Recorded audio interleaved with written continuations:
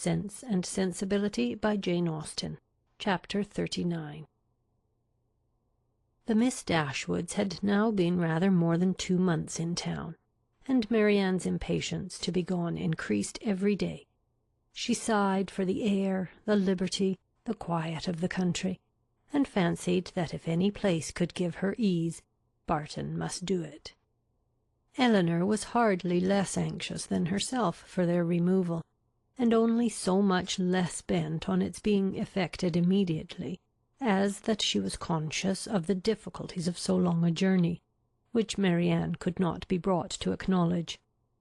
She began, however, seriously to turn her thoughts towards its accomplishment, and had already mentioned their wishes to their kind hostess, who resisted them with all the eloquence of her good-will when a plan was suggested, which, though detaining them from home yet a few weeks longer, appeared to Elinor altogether much more eligible than any other. The Palmers were to remove to Cleveland about the end of March, for the Easter holidays, and Mrs. Jennings, with both her friends, received a very warm invitation from Charlotte to go with them. This would not in itself have been sufficient for the delicacy of Miss Dashwood, but it was enforced with so much real politeness by Mr. Palmer himself, as, joined to the very great amendment of his manners towards them since her sister had been known to be unhappy, induced her to accept it with pleasure. When she told Marianne what she had done, however, her first reply was not very auspicious. "Cleveland!" she cried, with great agitation. "No, I cannot go to Cleveland." "You forget," said Elinor gently, "that its situation is not, that it is not in the neighbourhood of—" "But it is in Somersetshire. I cannot go into Somersetshire. There where I looked forward to going. No, Elinor, you cannot expect me to go there." Elinor would not argue upon the propriety of overcoming such feelings. She only endeavoured to counteract them by working on others. Represented it, therefore, as a measure which would fix the time of her returning to that dear mother, whom she so much wished to see, in a more eligible, more comfortable manner than any other plan could do, and perhaps without any greater delay. From Cleveland, which was within a few miles of Bristol, the distance to Barton was not beyond 1 day, though a long day's journey, and their mother's servant might easily come there to attend them down, and as there could be no occasion of their staying above a week at Cleveland, they might now be at home in little more than 3 weeks' time. As Marianne's affection for her mother was sincere, it must triumph with little difficulty over the imaginary evils she had started. Mrs. Jennings was so far from being weary of her guests that she pressed them very earnestly to return with her again from Cleveland. Elinor was grateful for the attention, but it could not alter her design, and their mother's concurrence being readily gained, everything relative to their return was arranged as far as it could be, and Marianne found some relief in drawing up a statement of the hours that were yet to divide her from Barton. "Ah, Colonel, I do not know what you and I shall do without the Miss Dashwoods," was Mrs. Jennings' address to him when he first called on her after their leaving her was settled.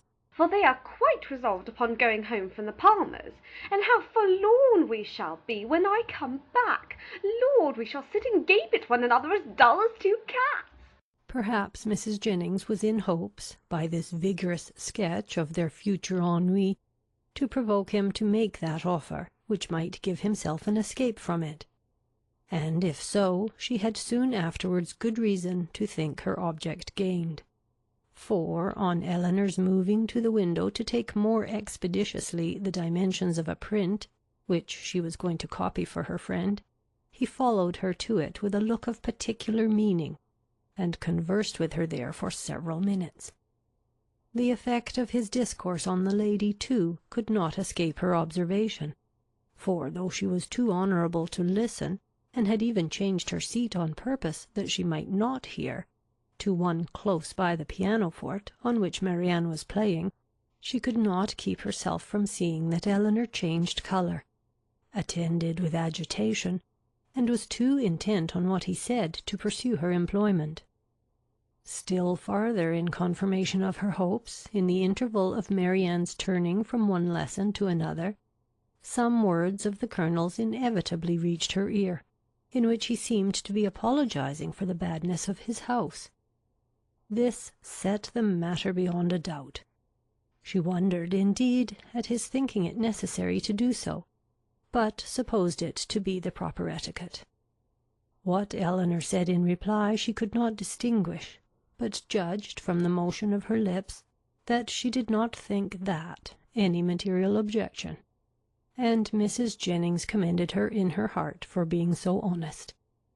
They then talked on for a few minutes longer without her catching a syllable, when another lucky stop in Marianne's performance brought her these words in the Colonel's calm voice. "At least, I am afraid it cannot take place very soon." Astonished and shocked at so unlover-like a speech, she was almost ready to cry out, "Lord, what should hinder it?" but, checking her desire, confined herself to this silent ejaculation. "This is very strange. Sure he need not wait to be older." This delay on the Colonel's side, however, did not seem to offend or mortify his fair companion in the least, for on their breaking up the conference soon afterwards, and moving different ways, Mrs. Jennings very plainly heard Elinor say, and with a voice which showed her to feel what she said, "I shall always think myself very much obliged to you." Mrs. Jennings was delighted with her gratitude, and only wondered that, after hearing such a sentence, the Colonel should be able to take leave of them, as he immediately did, with the utmost sang-froid, and go away without making her any reply. She had not thought her old friend could have made so indifferent a suitor.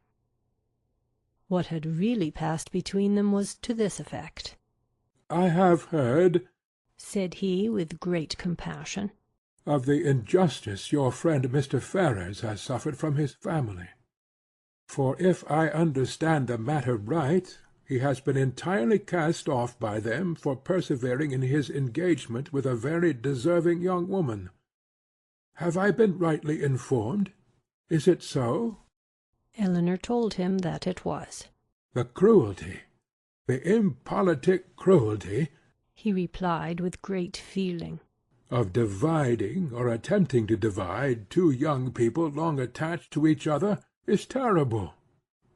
Mrs. Ferrars does not know what she may be doing, what she may drive her son to. I have seen Mr. Ferrars 2 or 3 times in Harley Street, and am much pleased with him. He is not a young man with whom one can be intimately acquainted in a short time, but I have seen enough of him to wish him well for his own sake, and as a friend of yours I wish it still more. I understand that he intends to take orders. Will you be so good as to tell him that the living of Delaford, now just vacant, as I am informed by this day's post, is his, if he think it worth his acceptance, but that perhaps, so unfortunately circumstanced as he is now, it may be nonsense to appear to doubt. I only wish it were more valuable. It is a rectory, but a small one. The late incumbent, I believe, did not make more than £200 per annum, and though it is certainly capable of improvement, I fear not to such an amount as to afford him a very comfortable income. Such as it is, however, my pleasure in presenting him to it will be very great. Pray assure him of it." Elinor's astonishment at this commission could hardly have been greater, had the Colonel been really making her an offer of his hand. The preferment, which only 2 days before she had considered as hopeless for Edward, was already provided to enable him to marry, and she, of all people in the world, was fixed on to bestow it. Her emotion was such as Mrs. Jennings had attributed to a very different cause, but whatever minor feelings, less pure, less pleasing, might have a share in that emotion, her esteem for the general benevolence, and her gratitude for the particular friendship which together prompted Colonel Brandon to this act, were strongly felt and warmly expressed. She thanked him for it with all her heart, spoke of Edward's principles and disposition with that praise which she knew them to deserve, and promised to undertake the commission with pleasure, if it were really his wish to put off so agreeable an office to another. But at the same time she could not help thinking that no one could so well perform it as himself. It was an office, in short, from which, unwilling to give Edward the pain of receiving an obligation from her, she would have been very glad to be spared herself. But Colonel Brandon, on motives of equal delicacy, declining it likewise, still seemed so desirous of its being given through her means, that she would not on any account make farther opposition. Edward, she believed, was still in town, and fortunately she had heard his address from Miss Steele. She could undertake, therefore, to inform him of it in the course of the day. After this had been settled, Colonel Brandon began to talk of his own advantage in securing so respectable and agreeable a neighbour, and then it was that he mentioned with regret that the house was small and indifferent, an evil which Elinor, as Mrs. Jennings had supposed her to do, made very light of, at least as far as regarded its size. "The smallness of the house," said she, "I cannot imagine any inconvenience to them, for it will be in proportion to their family and income." By which the Colonel was surprised to find that she was considering Mr. Ferrars's marriage as the certain consequence of the presentation, for he did not suppose it possible that Delaford living could supply such an income as anybody in his style of life would venture to settle on, and he said so. "This little rectory can do no more than make Mr. Ferrars comfortable as a bachelor. It cannot enable him to marry. I am sorry to say that my patronage ends with this, and my interest is hardly more extensive. If, however, by an unforeseen chance, it should be in my power to serve him farther, I must think very differently of him from what I now do, if I am not as ready to be useful to him as I sincerely wish I could be at present. What I am now doing indeed seems nothing at all, since it can advance him so little towards what must be his principal, his only object of happiness. His marriage must still be a distant good. At least, I am afraid it cannot take place very soon." Such was the sentence which, when misunderstood, so justly offended the delicate feelings of Mrs. Jennings.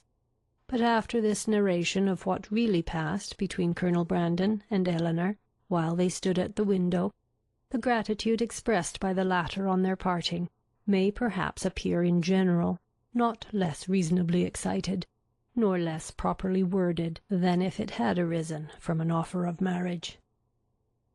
Chapter 39.